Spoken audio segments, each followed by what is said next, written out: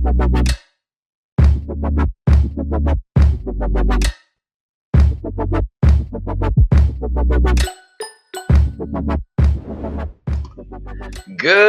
afternoon, Exterior. How's it going, family? Hope everybody's jacked up, excited, and man, am I excited. This has been nothing more than an amazing journey, and honestly, I don't want it to end. I get to fly this amazing rocket ship with my best friend in the world, my brother from another mother, Anastasio Lagos, but we call him Brother Tasso. So a little bit about us real quick is, yes, we come from an amazing organization, the Rios team, which hails from Delroy and Andrea and Darren and everyone else. And we're super excited to be here and really more excited to learn as well as train with everybody here. So that's pretty much the introduction. We know we want to stay short and sweet with our time. So what we'll do is jump right into this. Now, if you're seeing this for the first time, I love this image because it's basically Jordan versus Jordan. And what I love about it is that it's literally what we are. Who we were is not who we are, but who we were can turn into who we want to become.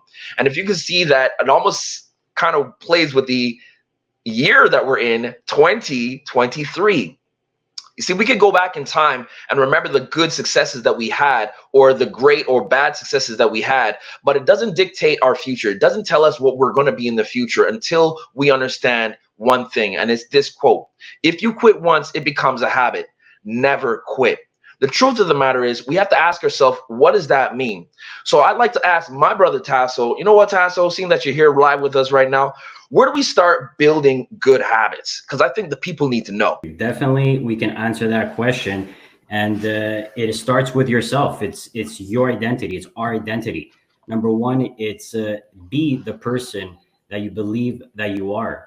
Right. I'm the type of person, for example, that never misses a workout. Or we can relate it to our business. I'm the type of person that I won't miss a beat, a business presentation. I won't miss a Zoom meeting. I won't miss an event like this. Constantly being right there. That's the bullseye, your identity. Number two, it's the actions you take. Do the actions. It's your performance, right? I can do 100 push-ups in a row. I could do 100 calls. I could do 5,000 annual premium this month or 10,000. Your performance is the number two. Number three, it's your appearance, right? The way the world perceives you to have. It looks like you've lost 10 pounds, right? Or you achieved executive director or SED, or you hit your 100K ring.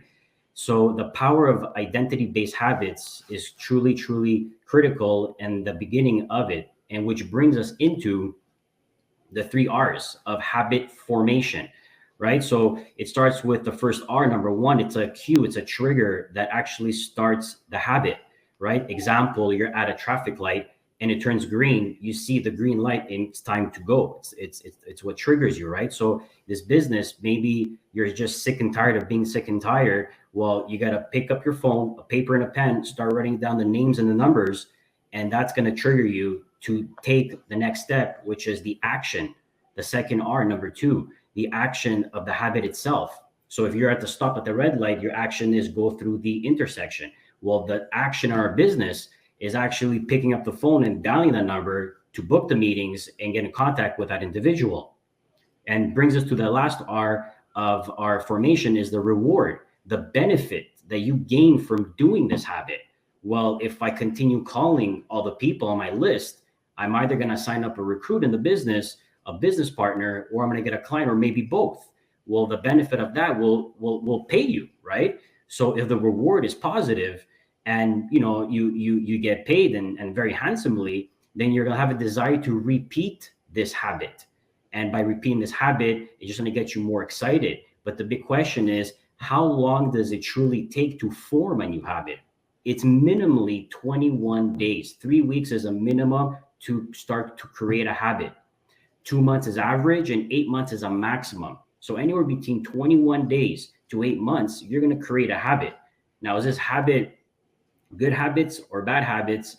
You got to figure it out on which side you're at. And with that, habits are very powerful because this is an amazing quote. People do not decide their future. They decide their habits, and their habits decide their future. So I got a question for you, Myron. You're there? I'm here, bro. So how do we create those habits that decide our future? Well, basically, we've been doing a lot of reading, and leaders are readers. So I'll get through this really quickly. But we have to understand that for once when we start, we're dependent. We're depending on getting information. But now we got to get into habit one, which is basically getting proactive with that information.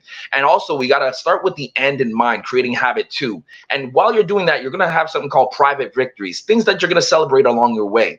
And if you do that, when you start putting things first, the prioritization of what you have to do in advance, you're going to go through this system of habit one, habit two, habit three, and have private victories. Then you're going to graduate into something called more independence. When you have independence, then you can think of, hey, can I duplicate myself? Create a win-win situation with you and maybe you're a recruit, right? And when you have that, then you're going to go to habit five. Seek first to understand that person that you're working with.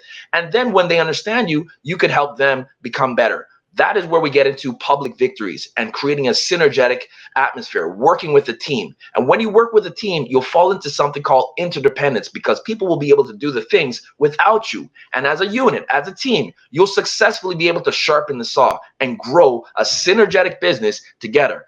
So the greater the change, the more difficult the challenges, the more relevant the habits becomes. This is from Stephen R. Covey, a great book, highly effective people, 7 habits. Definitely something you should get, ladies and gentlemen. So moving on to the next slide, basically is this. Success loves speed. Speed, this is an acronym, right? The speed basically says that you need to stretch your goals. You need to be proud of your goals. You need to be excited. I'm sure you can hear that in my voice right now. More importantly, you need to be encouraged by your goals. And obviously, you have to act with discipline to make these things happen. And when you do that, you end up with a championship team. You end up with a team of superstars, people who are left by themselves and could do all things possible. We're fortunate to come across Aurelio Evans, an executive director, Eric